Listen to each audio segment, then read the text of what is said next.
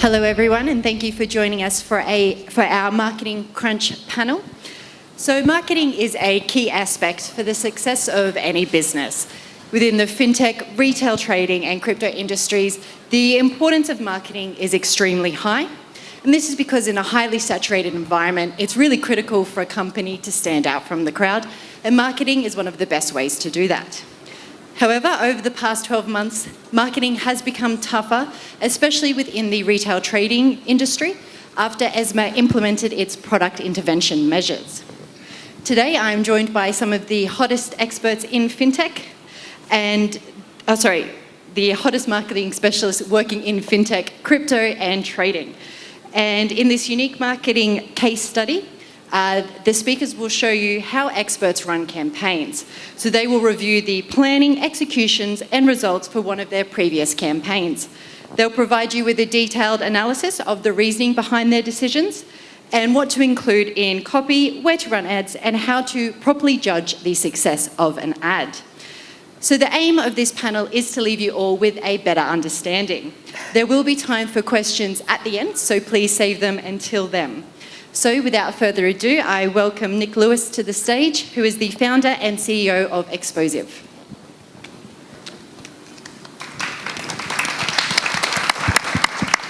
Good afternoon, everyone. I realise this is a tough time, 2 o'clock, to come and sit, so it's great that you're all here. Hopefully I'll give you enough entertainment and information so that you feel like you got value for money. A little bit about what we do. Explosive is a marketing and marcom agency and consulting. So we do everything from project management right the way through to execution across a pan of different forms of marketing, including digital, content, PR, and event management. So what I'm going to go through in general is I'm going to skip through some of these fast and some of them will take a little bit more time. Segmentation, messaging and ads, content marketing, and show you some results at the end. What's really important to understand is that you can't take one single discipline and separate it off from the rest and say this is how marketing works. Okay, it's not just about digital marketing. It's not just about content. It's about how you present the whole package. I'm also going to go through a bit. How many people actually do marketing here? Okay, how many people are C-level decision makers when it comes to marketing budgets? Not the marketing people, okay. So I'm actually going to show the marketing people how to speak to you and justify some of the budgets as well.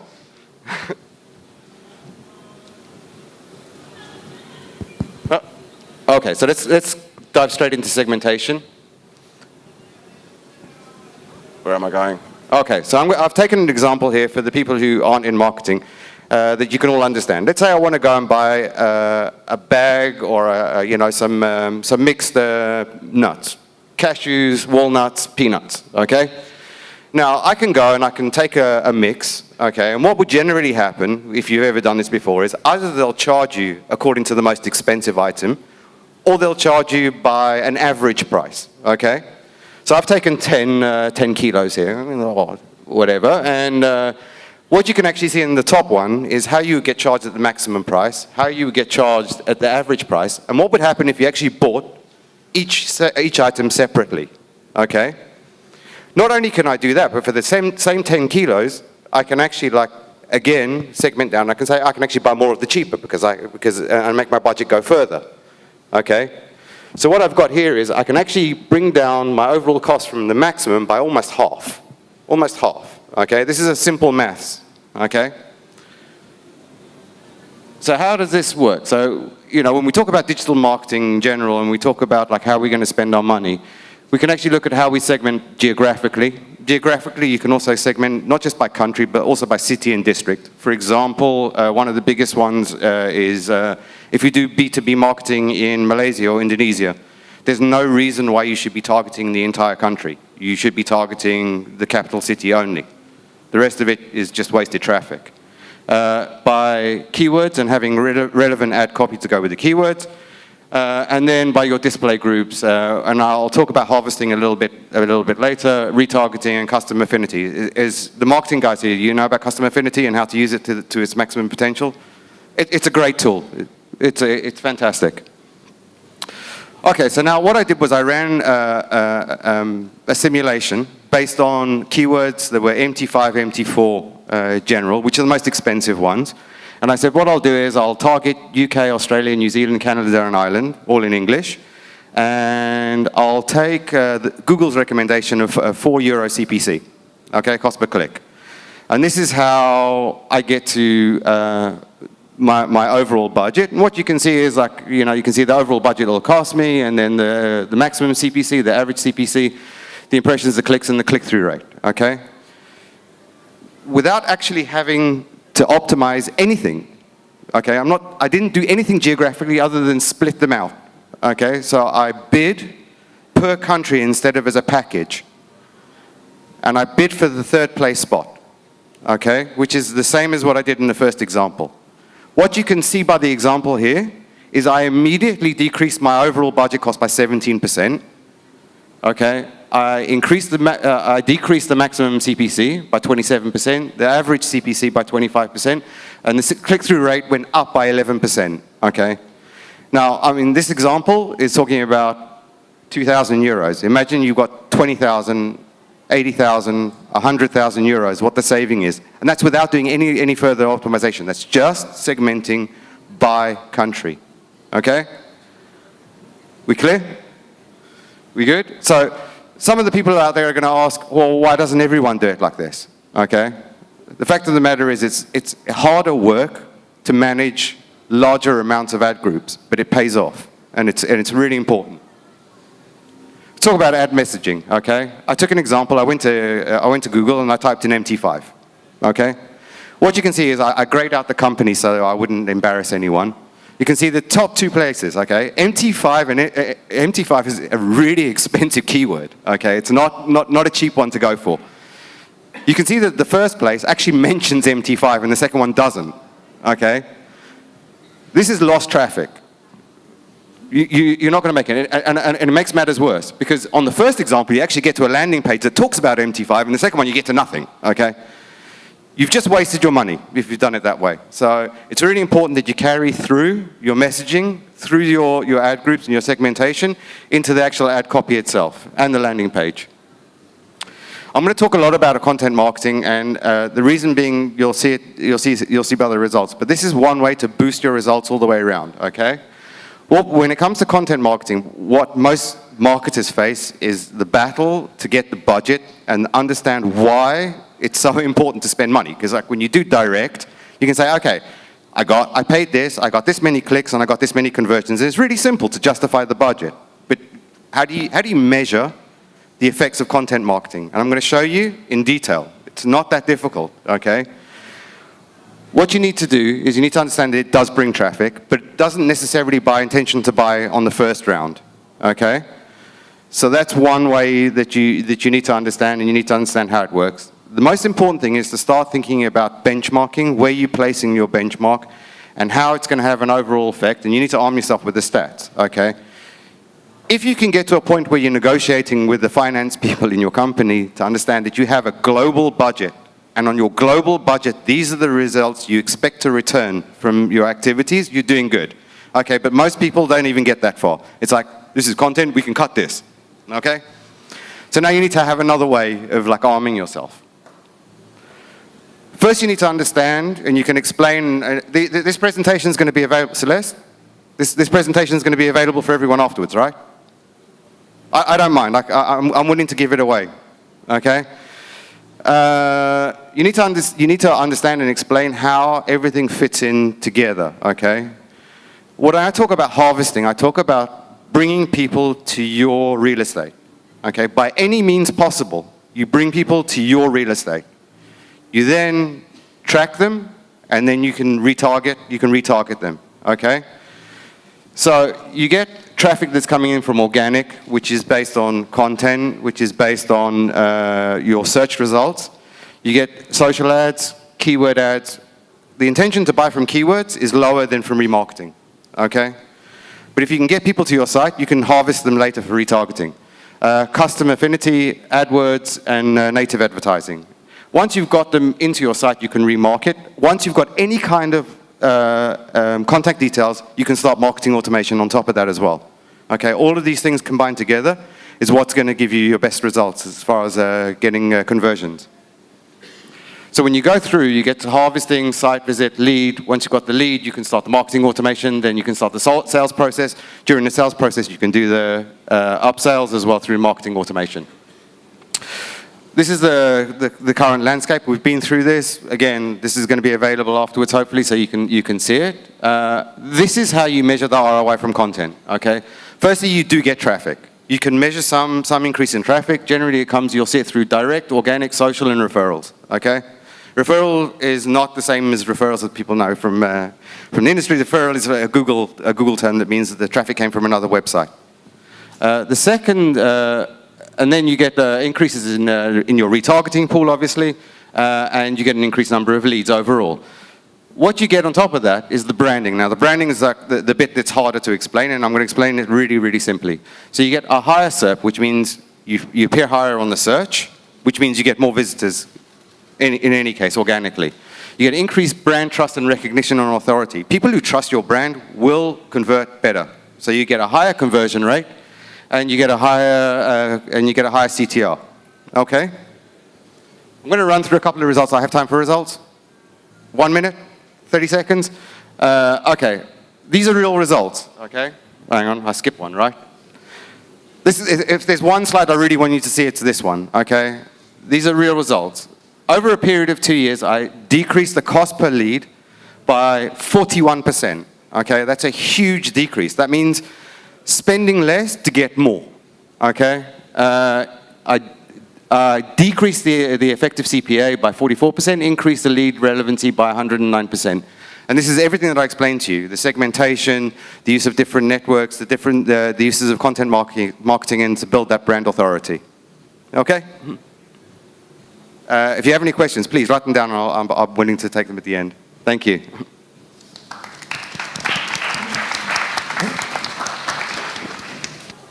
Hi everyone, so my name is Slava Jefremov. I'm representing CoinTraffic here. I'm very pleased to be speaking at this event, and I'll be covering quite a few topics actually, and probably not going to deep dive into as much detail as Nick did before.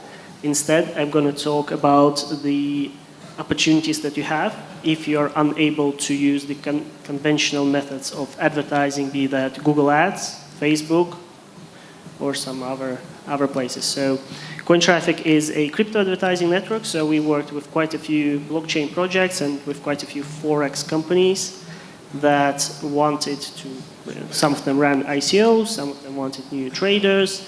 A great example that I gave last year at a conference in London was about a case study when people from the Forex industry started acquiring crypto traders. I believe eToro has done something similar as well. Maybe they're going to touch on later, but without further ado, let's move on.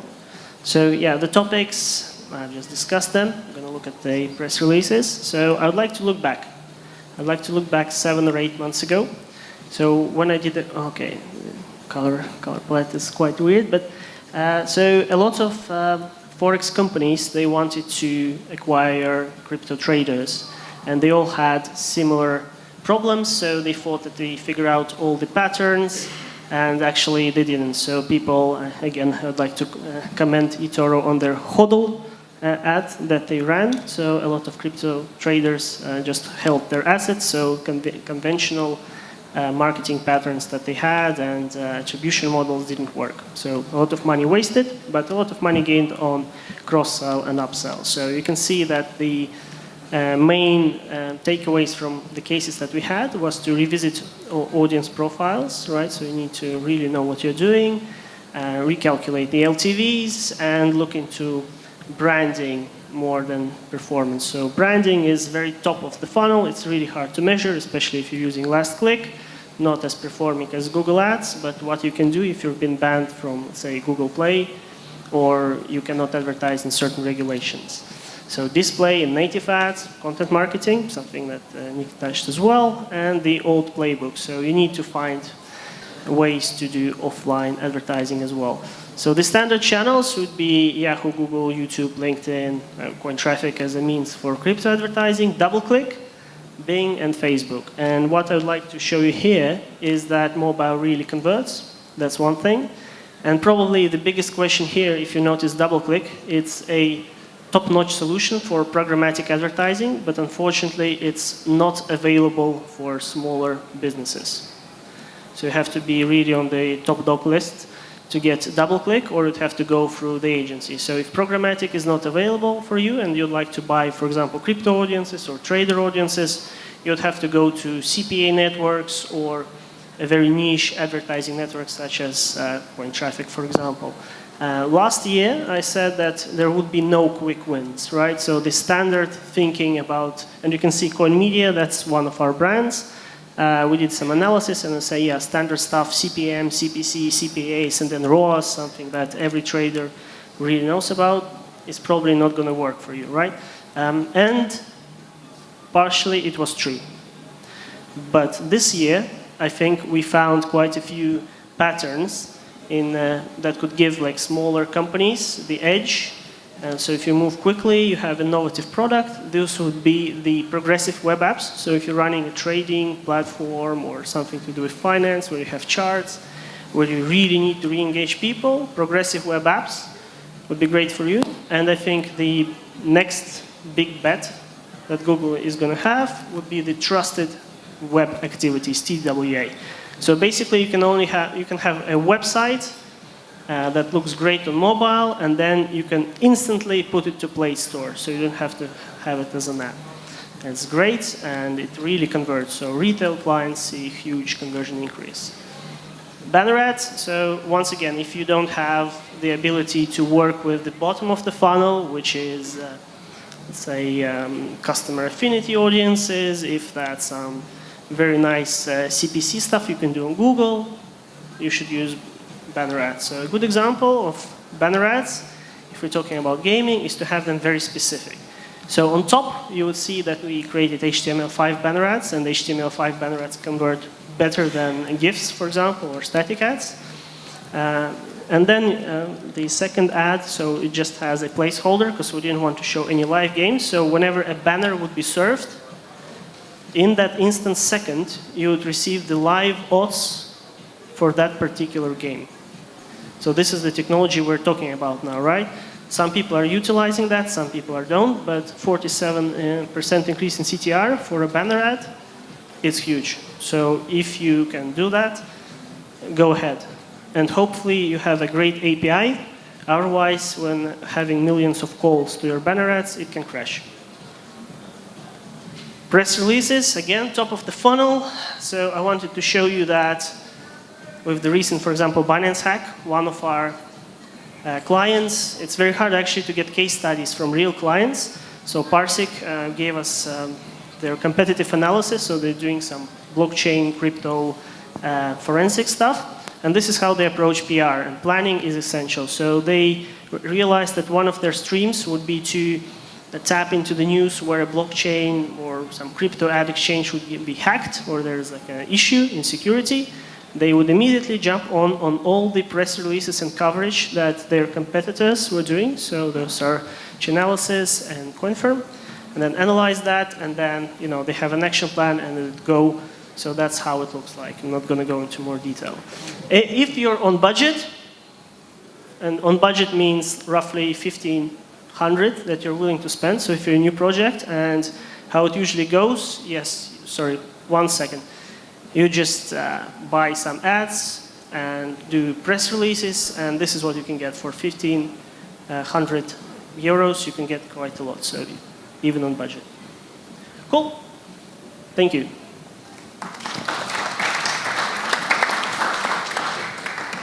So I'm Helen. I've been playing musical chairs, but I didn't get a sweetie when I sat down. I'm the CMO of TO Markets, and I also took Trade.io to market a little bit earlier last year. And I'm going to be talking specifically about what we did to take the two companies to market. One of them is a crypto brand, one of them is an FX brand. Some of the things we did were similar, some different, and I'll be talking about the differences between the two. Very quickly, just go through the first slides, which is to let you know exactly what we decided to do and how we decided to do it. Of course, we had to do our research first. So the very first thing, who was our audience? So for Trade.io, this was a crypto offering, a crypto exchange. In order to talk to our prospective clients and to take Trade.io to market, we had to find out who they were. Who are our clients? These guys are crypto fans. They are hackers. They're people interested in the dark web. They consider themselves a little bit alternative, a little bit different. And they have been sold to so many times, they're just not interested. So something with that information, you can say, okay, maybe possibly a banner ad might not work. Let's see what we can do to talk to these guys. And on the other hand, you've got TO Markets, which is your FX clients. In some cases, these guys are really fatigued. They are sold to all of the time, very, very kind of heavily, very dense banner space, perhaps on your FX websites. And their sentiment is very much, I'm trading, maybe I've been ripped off, maybe I'm not very happy, I want to make money ultimately. So with that information, you then say, okay, you start to tailor your marketing plan. Right, so we know who our target audience is. The next step, we need to find out where they are. So I've just written here for the crypto guys, they're on Telegram, Reddit. For the FX guys, this is all kind of logical information that you don't need me to tell you. And it's a little bit maybe the marketing equivalent of racism, where you say, okay, all Cypriots love Suvla. It's not true to say that all crypto fans are on Telegram and likewise all FX fans are on Facebook. You can't generalize, of course, but you can use it as a place to start. You start there and then you continue your research and you're optimizing all the time. So we know who our target audience is at this stage and we know where they are at this stage. What next? Next, we need to get our name out there. So bear in mind, these are two brands that really, they're new. Nobody knows who you are. Nobody has heard of you. So you need to get yourself out there. And there's no point at this early stage starting to lead generate with direct response because people don't know you, they don't trust you. So you start a little bit with the PR, and I've just written there, stand in front of your client. Stand there. You want eyeballs on your brand. And what we did that was the same for Trade.io and for TO Markets, this is one of the campaigns we did, was a social share competition. So instead of us going out there and individually trying to find one client at a time, we say, okay, you're a client, you have friends that might want to come to our brand. You spread the message to your friends. So we did 2 social campaigns where people were tasked to share our message, share our brand, share this, that, and the other about our company, and they get rewarded. And for Trade.io, we rewarded the top sharers, let's say, with a trip to Cyprus, which was pretty attractive. And I've just put a little example there for TO Markets. That guy is just a guy who shared one of our messages and he got points for it. And that's one of the messages right there, just to show you how that worked. Okay, we're nearly there. We're not even at the launch yet. This is all preamble, which is so important. So I wanted to tell you a little bit about one of the other things we did. This is for Trade.io. We said, okay, how do we really position ourselves in the market? So one of the things we did is we partnered with Bloomberg and we hosted the first ever Bloomberg crypto conference in London. So that was huge. And for TO Markets, we had an entirely different approach. We said, let's get our name out there. Let's ruffle some feathers.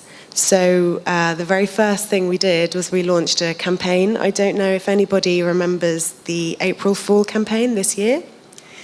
We made a video that basically said, hey, FX traders, we talked about all of those things that are pain points for FX traders. You can deposit and you can withdraw easily and for free. We can give you loads of things. We really built up this horrendous scenario that nobody wants for FX traders. And then we said, this is a learning point. People were driven to our website, and when they got to our website, we said, okay, no. If you believe this, you will believe other Forex brokers. You're being led down the garden path that's not right. You need to, when you're deciding where you're going to trade, you need to trade in a regulated environment. You need to be safe. You need to this, that. So in a little bit of a tongue-in-cheek way, our very first message when we came to market was, be safe. And some people liked it, some people didn't like it, but it achieved its purpose. I wanted to talk about PR because I was asked when doing this panel to give some tangible examples and not to be too generic. So I want to talk here specifically about PR because I used them both for TM Markets and for Trade.io, however, in very, very different ways. For Trade.io, PR was working wonders, and I'm sure you will agree, and you said it in just a few minutes ago. Maybe because it's quite a new space, maybe because there aren't so many people throwing PR budgets out into the crypto world. But it really resonates with the crypto audience. So, and we saw direct results from PR in a way that we might not see with FX, just because it's such an established industry. There's so much noise there. So for our Forex brand, for TM Markets, PR is still a part of the strategy, but you're much more selective in how you use it in order to get the results that you want. Right, so if I just walk you through the journey that I wanted to take you on, we have our client, we know where our client is, we've now presented ourselves to our client. What are we doing now? We're lead generating. We want people to visit our website, we want people to convert. So I've given an example of some landing pages here that we used. There are 2 landing pages there. And they're both giving exactly the same message. They both have exactly the same purpose, but one was a before and one was an after. And the reason I show you that, everyone in the audience will understand you're optimizing, you're improving, you're A/B testing. And in a very short time, we haven't even gone to launch yet. We're actually launching on Tuesday next week. We've already rebranded, so you can see some quite some significant differences from the first landing page to the next in terms of colors and style. And that's because you try one thing and you say, is it working? Let's change it, let's tweak it, and let's get the results we want. This is pretty critical in terms of growing your brand, and something that we certainly had to do upon launch both times is spread the net. If you want results, and if you want numbers, you need multiple messages, and you can never rely on just one message, of course, for one audience in one country. Our philosophy was a little bit, let's try different things, lots of messages, and you know, it showed results for both brands. So in the time that I've been talking, the market has already changed. So you've done all of that research and you've done all of that work, and in that time you realize that you have to start from the beginning, because your clients have a different message now, or they want a different message, or they're in a different place, or they want to hear different things. So it's a cyclical process that never really ends. And I've put Canny up there. It's continuous and never-ending improvement to show that we're always pushing the boundaries.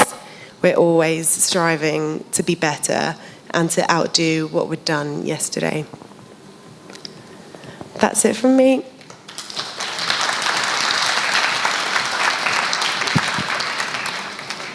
Hi everyone, I'm Nils Mulevich from EToro. Head of Marketing, VP Marketing at eToro. First question, how many people know eToro? So good for me that I didn't put a slide about eToro. Okay. By the way, sorry, if you see that this presentation looks like it made yesterday, it's because it made yesterday last night. Okay, sorry. So first of all, just a bit context. I am going to talk about HODL campaign. I don't know how many of you are aware of this term, HODL, hodling. Okay, not much or not engaging with me. So let's ask the opposite question. Who doesn't know what HODL means? Okay, so I'll explain in a bit. So in 2018, you know, it was a rough year. After the entire crypto boom, we understood that we suddenly need to work in marketing department, not to do verification anymore because we actually explode together with the Bitcoin. And at the end of the crypto boom, we suddenly sat down and said, okay, we need to reinvent ourselves. We understood that crypto went to a bearish market. So we actually shop around through creative agencies to lift up our creative work. Although we have a lot of creative guys in our offices, we wanted some third party to support us. And we look for a concept, a creative concept that will actually can contain the entire messaging, the entire product, because it's very important that people you see your ads will identify your ads, not because there is a logo, but also because of the colors, because of the concept, because of the theme that you actually using while promoting different assets. You know that eToro is a multi-asset platform, so you have the stocks, and you have a crypto, you have the social trading aspects. So you have multi-asset, but you also have many targeted audiences. So eventually you want something, you know, wide enough to hold all those kind of activities. So we actually hooked up with Sachi and Sachi, a local branch in eToro, in Israel. So the idea was actually to have the elevator concept. I don't know if you are aware of a lot of commercials or even in movies, you see a lot of discussions and great stuff that's been happening in elevators. So we were presented, you know, by Sachi, such concept that they use a bellboy, I think. I don't know if you're familiar with this guy, Ryan. Okay, so the concept was that this bellboy or elevator guy actually has the greatest job in the world because he is in the elevator and he hears discussions about the markets and knows where to invest afterwards. So this actually was great in our mind because we saw, okay, elevators go down and up, and you know, like the markets, and elevators are closed garden, but people actually, there's a community, there's discussions. You can even use the buttons like this for, you know, different assets and things like this. So we wanted to start to think of, okay, how we're going to use it. And we thought, okay, what is the elevator? What does it represent? Whether it's the platform itself, the community, or different markets. What is the bellboy role? After considering, to go on this concept, we thought, okay, how can we actually, what is the best way to launch this kind of concept? There's going to be a creative work in a lot of videos and a lot of banners and a lot of our home campaigns. But where do we start? So we thought, okay, you know, bellboy, hold the door. And by the way, this is one of the campaigns that we just launched in Europe, the First Talks campaign. So we already use it. I don't know if you bump into it. And we thought about HODL. So this is just an the explanation of what is HODL is for those who don't know yet what is HODL is. HODL is a term coined by the cryptocurrency community that is used when referring to holding the crypto rather than selling it.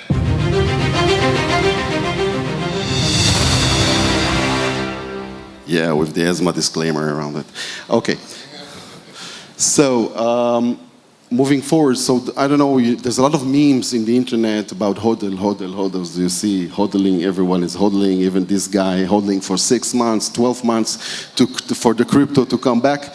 And people are actually showing you on the charts where you need to hodl and where you need to buy more. So you understand that the crypto is a lot of, about fanatic guys that don't matter. I don't know, by the way, how long they're going to hodl it. But I hope that they will succeed sometime. So the most famous hodl memes are actually with this guy, Christian Nair, who is a Game of Thrones actor. It had one line. What is the line? HODL, one line, one word.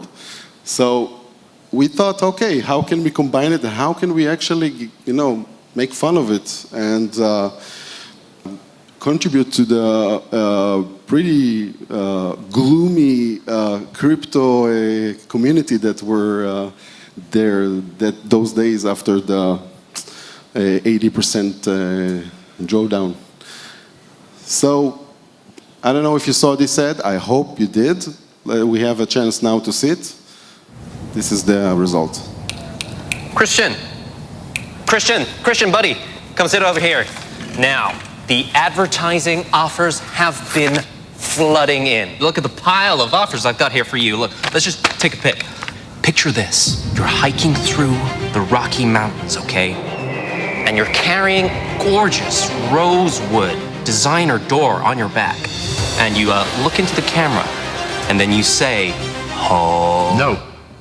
No, yeah, you're right. It's terrible idea. For the next one, you'll be carrying a refrigerator on your back, environmentally friendly refrigerator, and then your line is, well, actually, it's just one word.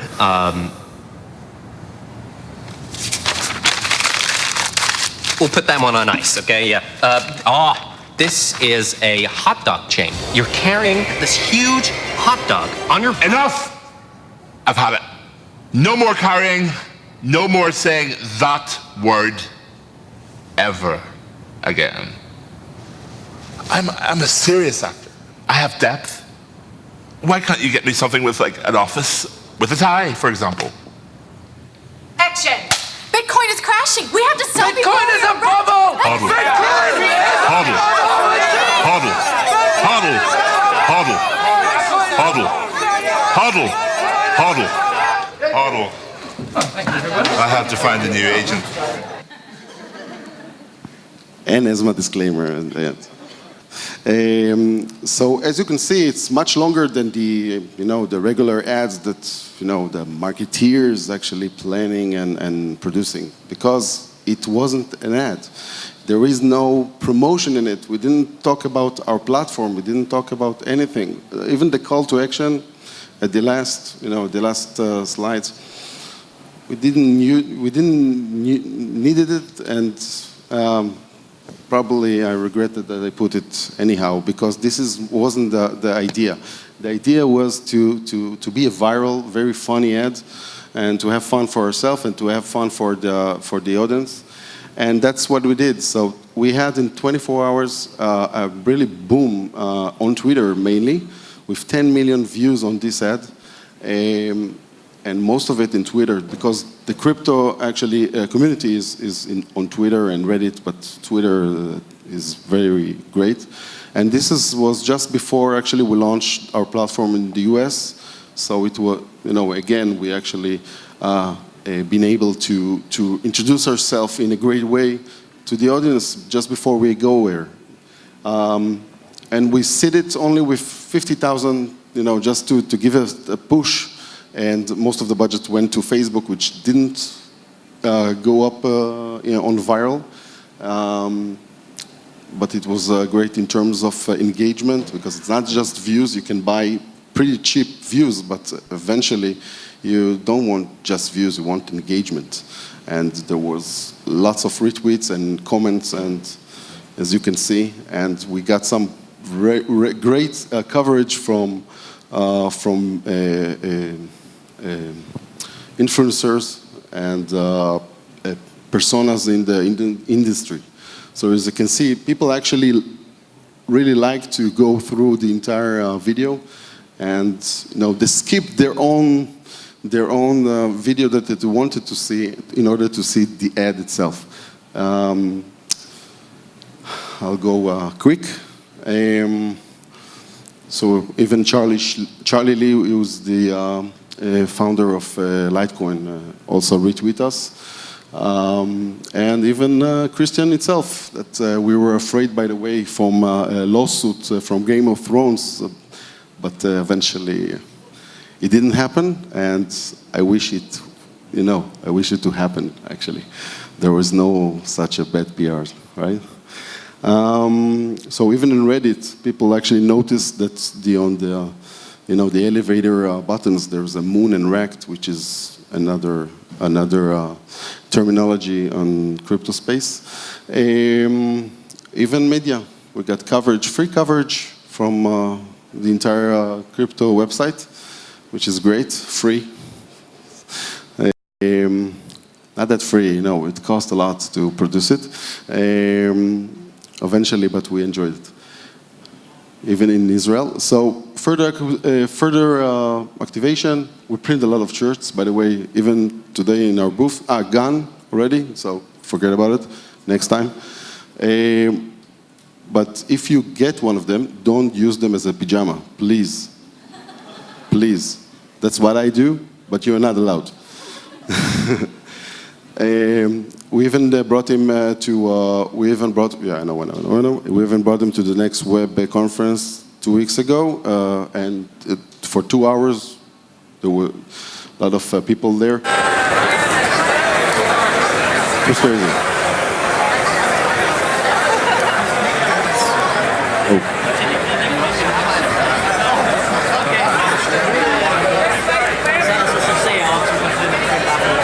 Let's keep it, yeah. This is him. And what did we achieve? What did we achieve? Did we achieve the performance here? FTDs, leads? Anyone? No. No. This wasn't the case. It's not the way. And as a brand, we need to do some brand activities, and this is one of it. And we gain a lot of trust, lovable brand, trustworthy. That's what we were looking for, and we have 2 pockets. We have the performance pocket for marketing, and we have the fun pocket. This is the fun pocket, which is brand. Invest in what you love. That's it. So let's hope the hodling will pay off sometime.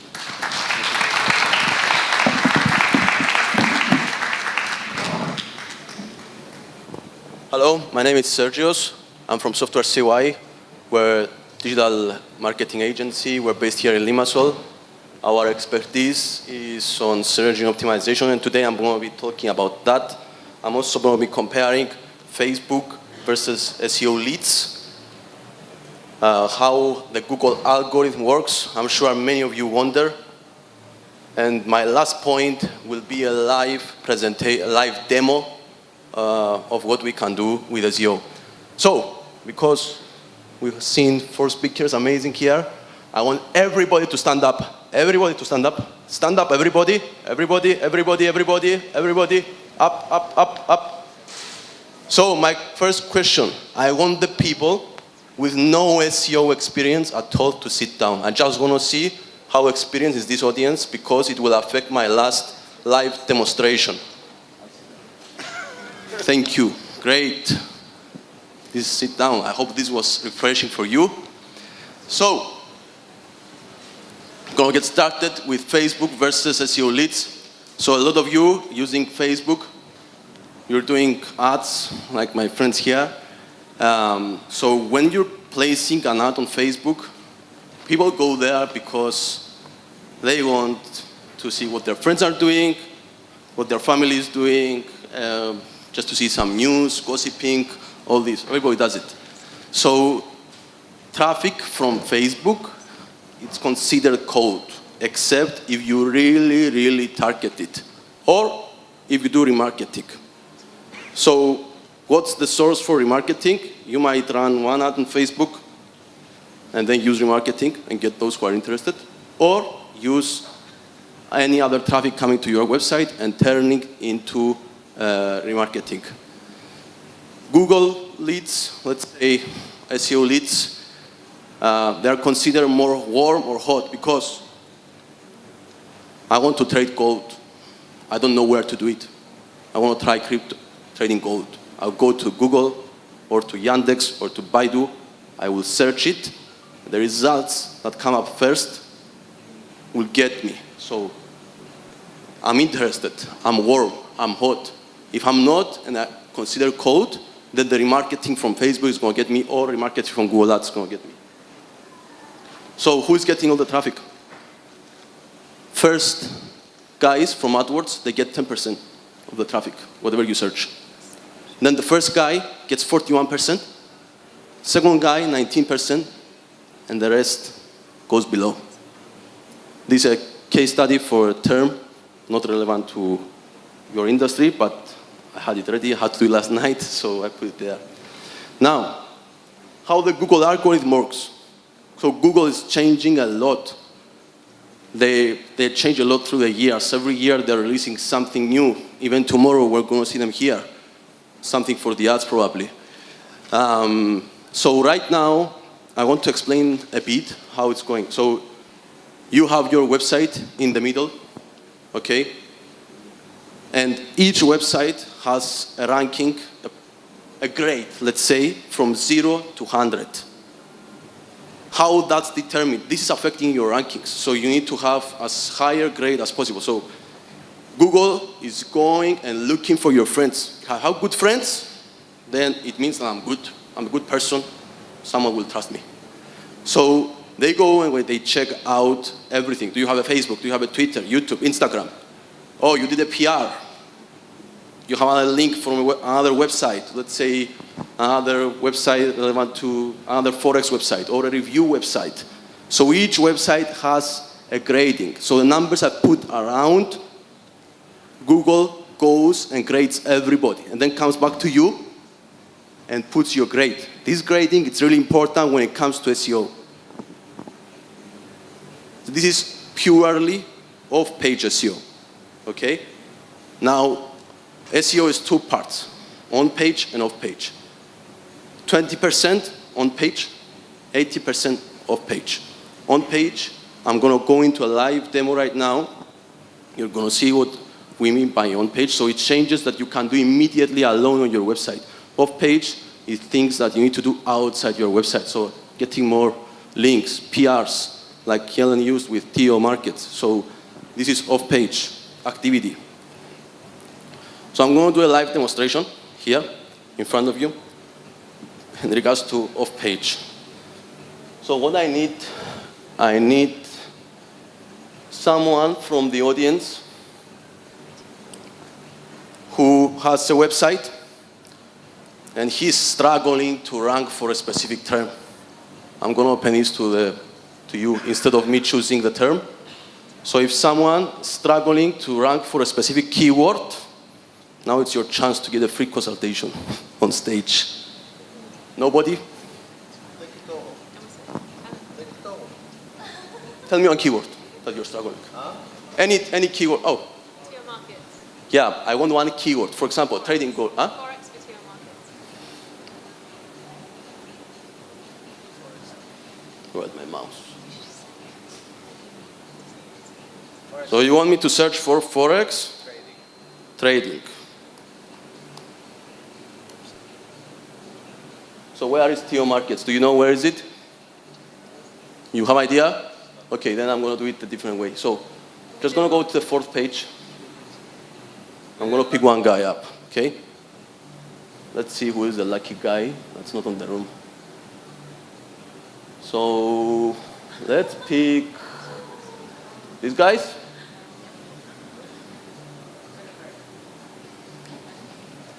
Okay, actually, before I went into the website, before I go in, the first thing I do, so I just search Forex trading, okay? So the first thing that Google watches is the meta title and the meta description. So these guys, they are right down here on the 4th page because Forex trading, it's not on their meta description. That's problem number 1, okay? Number 2, on the meta title as well. So this is the problem number 1 they have, okay? So if they switch that, they have a chance to rank higher. Now, here, they're ranking with their homepage, so that's good enough. I first check to see if they have an SSL certificate. That's considered now a must. So these guys, they've got it. How do I know? Because they're using HTTPS. The browser didn't bring me up any error, so I'm guessing it's good. My next check. A lot of people, we have 2 versions for your website. One version is with your www, the other version without the www. So you need to make sure you're using the www or the non-www version. Whatever version you choose, you need to stick to it. Other methods, other things you can use. One thing that I usually do, Forex trading. Okay, and I search for it in their page. Nowhere. That's a problem. You need to have your keyword inside. First, in the heading 1, in one heading 1, in one H2, and then have it 3% depending on your content, 2 to 3%, no more than that. This is vital. If you don't have that, you have a big problem. Also, don't know if these guys are using any images. Let's see. So it looks like they're using any images. These are not. So they are not. I mean, you could use images on your content. This is not a perfect example of what we chose, unfortunately. But you need to use images, videos, in order to rank higher. The other thing that most people don't do, build 1 or 2 internal links back to your homepage. If you want to rank your homepage for a keyword that is not considered, it is not on your homepage, maybe these guys are doing it because they're ranking on the 4th page. You can do an article or on your blog and link it to your homepage. So this is some things for the on-page SEO. I wish I had more time to go in deeper, but I have my plan. So if you want all my secret recipe on how to do this, you can just scan this QR code and you will download my cheat sheet, which I prepared for you guys. So feel free, or come to our booth and I will say more details about it. Thank you so much. Hope you enjoyed it. I was curious, what do you guys think the best alternatives are to Google, as Google is kind of inconsistent in their compliance for crypto-related companies? I'll tell you that you should work very hard on content, organic and organic social, no matter what, okay? You have other areas that you can advertise. You can buy advertising, you can buy PR, you can buy content as well. But you need to get your brand first, like ahead of everything. So you need to actually build that awareness around it, and then where people come across you, like in their search, they'll come to you easier as well. Yeah, I can add to that as well. So if you're talking about Google search, right, or Google Ads for search, then it is quite challenging. But if you're talking about display, you can go to any programmatic provider, actually, or go to a network, and then you can actually buy on the same inventory, that Google has. Can I just echo that, actually, with Slava? Yeah, Google gives problems, and sometimes Facebook gives problems, and you're really challenged by this industry. But it doesn't mean that your results will be inhibited. It just means you have to work that bit harder to find other platforms that will work for you. Can I also say something? We are in Cyprus, SciSec is among us. Be compliant, please. That's the answer. I want to answer as well. So I suggest you take a look close to your competitors if you have no idea where to go and see what they're using. You can use a tool similar web to see what exactly they're doing, from where they're buying their ads, and you can try. But it depends from each network what you want to advertise, what you want to promote. Each one has negatives and positives. So yeah. You can use SEMrush as well. Sorry, unfortunately, we have run out of time. So to our speakers, thank you so much for joining us today. And to our audience, thank you so much for coming and watching.